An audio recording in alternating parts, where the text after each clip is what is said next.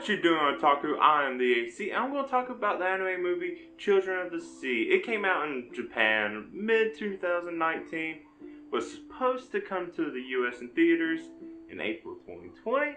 That did not happen because theaters need to be open for that to happen. It's supposed to come out again apparently in August. Theaters still weren't open. Finally came to Netflix, sometime in the past month. I found it sometime in the past month. And I was actually really excited to see it when it was supposed to be in theaters. Did not expect it to just randomly pop up on Netflix, so I'm super glad it did. Kind of. It was an okay movie. Nothing bad at all about the movie, but there was just not as much hype while watching as I had before watching it. Anyways, but yeah, this movie is based off of the manga by Daisuke Igarashi. Never read the manga. I feel like the manga was probably a lot more different story-wise, which is where the film was lacking. But, I don't know, let me just actually talk about what happens in it. So it follows this girl who has a hard time connecting with people. She knows this.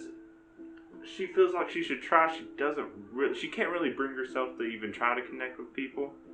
But, besides that, her father works at an aquarium. Her mom kind of a bitch, but it reveals later that she also has the same kind of problem that her daughter has, and where she can't really connect with people, and she kind of like just seems to blow stuff off, like she doesn't really care that much about it.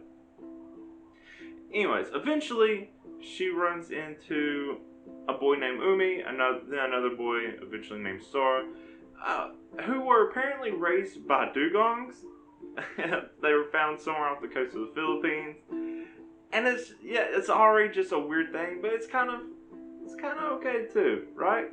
The most of the movie seems to go on about just her getting mainly more close with Umi. Sora kind of gives her some problems. That's because he's protective of Umi, kind of. And it also just is kind of testing her.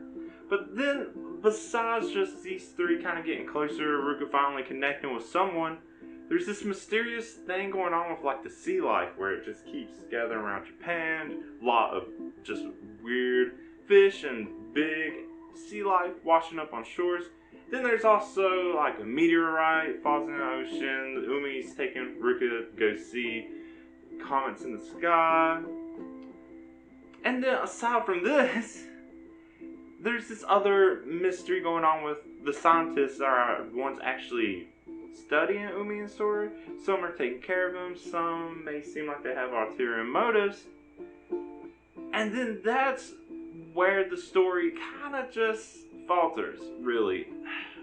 It doesn't really go on much for that on the scientist side. It seems like there was some kind of plan, they were scheming something to do with him, and it kind of just doesn't do anything. Either the main scientist was put in position, this is what I'm thinking, was put in position to where he was being forced to do this, but didn't actually want to. He actually did want to take care of Umi and Sora.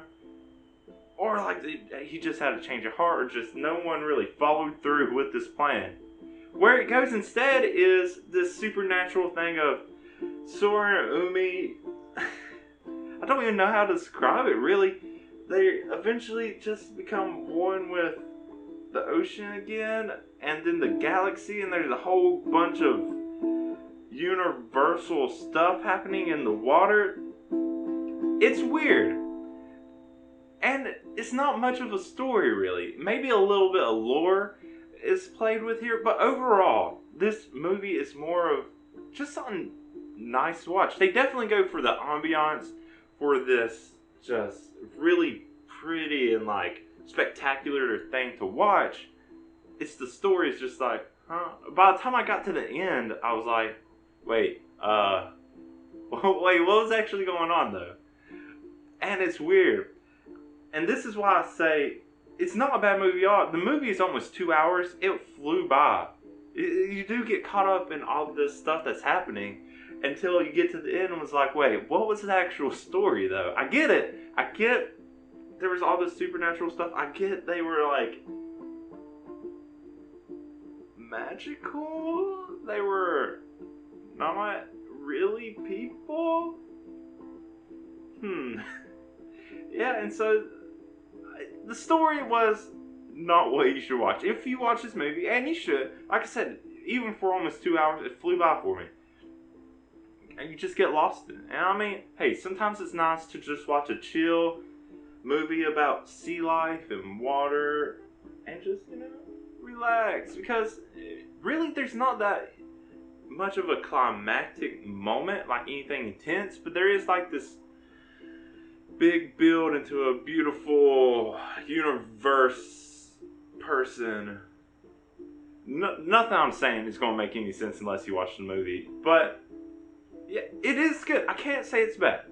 So that is just, I guess, my 2 cents on this movie. I was really excited for it, kind of let down, but also not disappointed by what I saw. It's definitely something worth watching.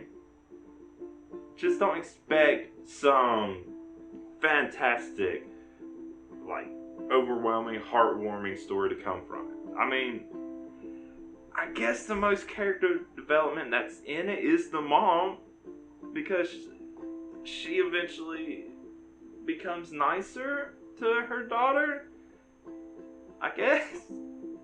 Don't watch this movie for the story is what I'm saying. Watch it for the spectacle that it is. Because it is pretty spectacular. Just watch it. And that's one of the beautiful things about the animation. So, there, I'm just going to stop before this goes on rant of confusion. So, if you have watched it, let me know. It's been out kind of for a year. It's supposed to be out sooner. There's a whole weird thing with all movies and being released nowadays anyways. But, yeah, let me know what you thought if you watched it. Let me know if you like it or not. If you're even going to watch it in the first place. Whatever you want to say, go ahead and tell me. But if you like what I have to say about it, if for some reason you do, go ahead and like the video. If you want to see me talk more about anime and all kinds of other stuff, go ahead and subscribe to my channel. You can see why I do all that. But until next time, I'm the AC. Thank you for watching, and bye.